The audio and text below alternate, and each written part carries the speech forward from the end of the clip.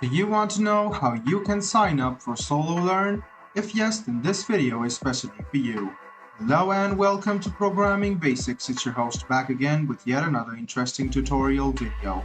In this video, I'm going to teach you how you can sign up for Sololearn. So you can start to learn coding using Sololearn. You can see that there are a whole lot of options over here, some of the languages you can learn. You can see that. So let's go ahead and click on register. Now you can see there are options of sign up like Google, Apple or Facebook, or you can just use the old way of writing down your email address, password and your name. So let's go ahead and continue with the easiest. I'll teach you the example by logging into my Google account. I'll just go ahead and click on Google, which is over here, and select my Google account. Then go ahead and click continue to sign in to Sololearn.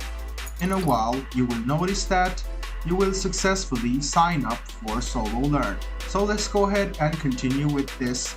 Go ahead and click let's do it and click on whatever it's here. So it is asking you what course you want to do or what course you have experience. So you can see there are 3 options over here.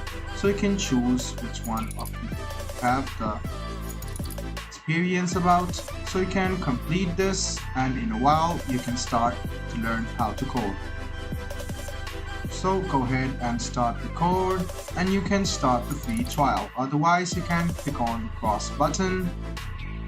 Now you will enter the Sololearn's interface.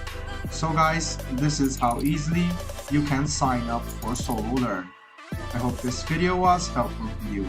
If you still have any kind of confusion, please do mention us on the comment section down below.